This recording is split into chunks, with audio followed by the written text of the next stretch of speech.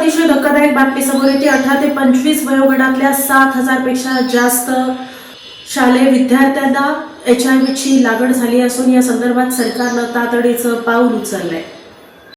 कर्नाटकमध्ये 18 ते 25 वर्षे वयोगटातील 7,000हून अधिक महाविद्यालयीन विद्यार्थ्यांमध्ये HIV संसर्गाचे निदान झाल्याची धक्कादायक बाब समोर आली आहे।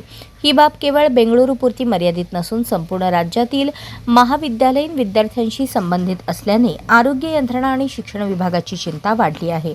उपलब्ध माहितीनुसार कर्नाटकमध्ये 18 ते 35 वयोगटातील HIV बाधितांची संख्या 2023-24 मधील सुमारे 44,500 वरून 2025-26 मध्ये 66,600 इतकी वाढली आहे।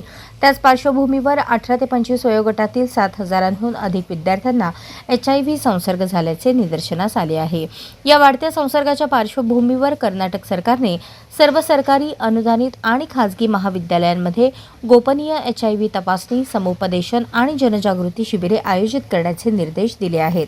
उच्च शिक्षण विभाग आणि आरोग्य विभाग संयुक्तपणे ही मोहीम राबवणार असून विद्यार्थ्यांमध्ये सुरक्षित लैंगिक व्यवहार, HIV प्रतिबंध आणि वेळेत निदान याबाबत व्यापक जनजागृती केली जाणार आहे। आरोग्य तज्ज्ञांच्या मते HIV संदर्भातील भीती आणि गैरसमज दूर करून नियमित तपासणी, योग्य समुपदेशन आणि सुरक्षित वर्तनाचा अवलंब करणे ही काळाची गरज आहे।